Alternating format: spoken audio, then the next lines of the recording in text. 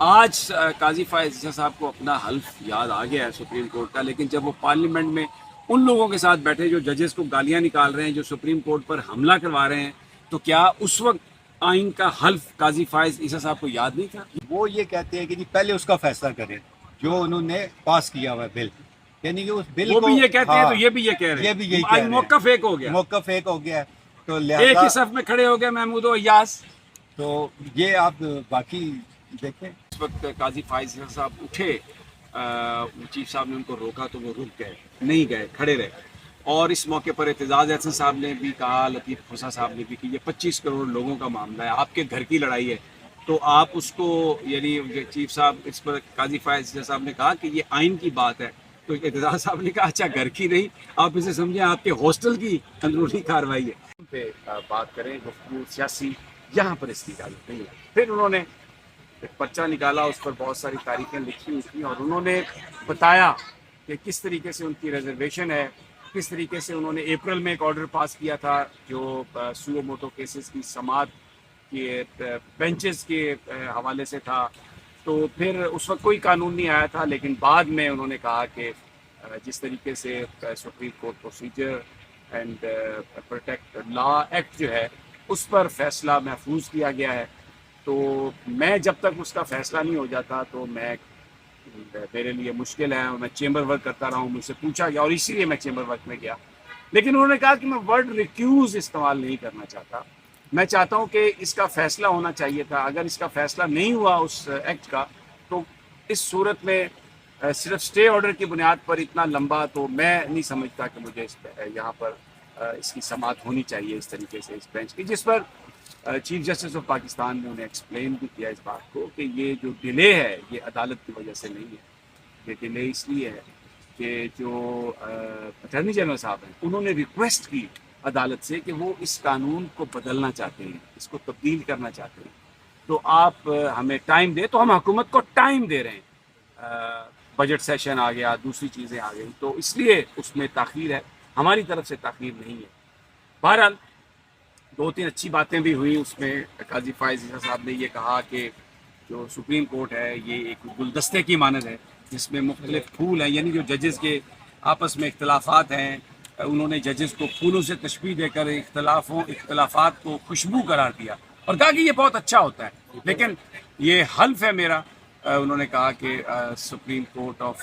پاکستان کے تحت جو میں ججی کر رہا ہوں تو یہ ایک حلف ہے، تو میں اس حلف کی خلاف ورزی نہیں کر سکتا۔ بہت ساری باتیں ہوئی کیونکہ حسیب نے جانا ہے کسی بیپر پر، تو میں سوچتا ہوں کہ بیپر سے پہلے ذرا اس سے کچھ معلوم کر لوں۔ جناب اب جج بینچ اٹھ گیا اور اب 7 ممبر بینچ کی خبریں آ رہی ہیں کہ وہ بیٹھیں گے، لیکن 7 ممبر تب بنیں گے جب قبلہ منصور علی شاہ صاحب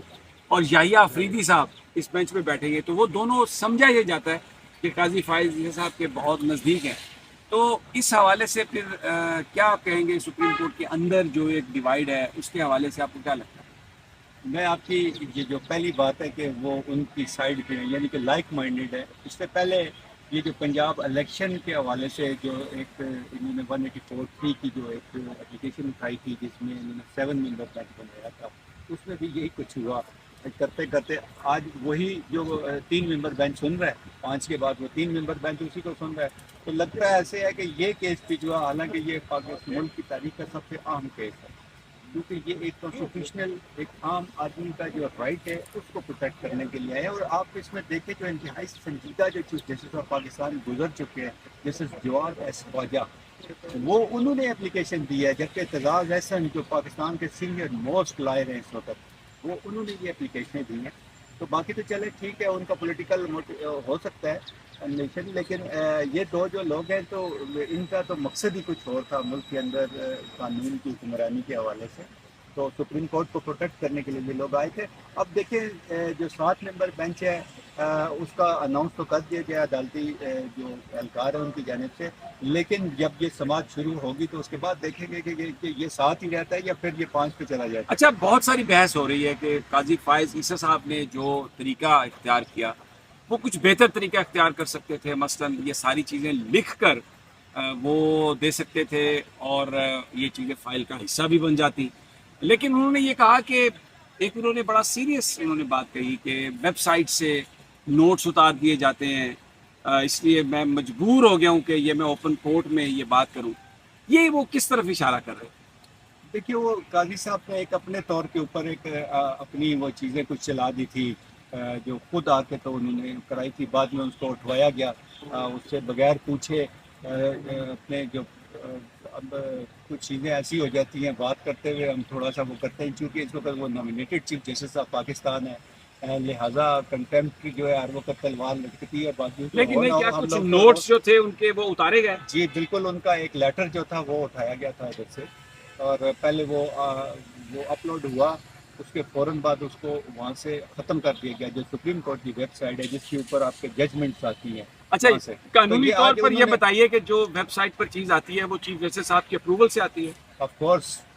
جو تو بھی یہ ہو چیز- سکتا ہے کہ وہ جو لیٹر یا جو نوٹ آیا ہو اس سے پہلے چیف صاحب کی اپروول نہ لی گئی ہو، جب وہ آ گیا ہو، پوائنٹ آؤٹ ہوا ہو. ایسا ہی سننے میں آ رہا ہے کہ جی چیف جسٹس آف کیونکہ ان دنوں میں جو تھا رمضان، وہ روزے اور ایسے دن تھے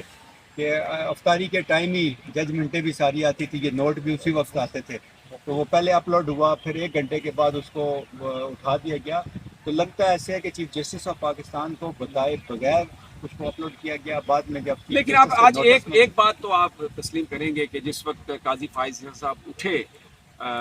چیف صاحب نے ان کو روکا تو وہ رک گئے، نہیں گئے، کھڑے رہے. اور اس موقع پر اعتزاز احسن صاحب نے بھی کہا، لطیف کھوسہ صاحب نے بھی، کہ یہ 25 کروڑ لوگوں کا معاملہ ہے، آپ کے گھر کی لڑائی ہے.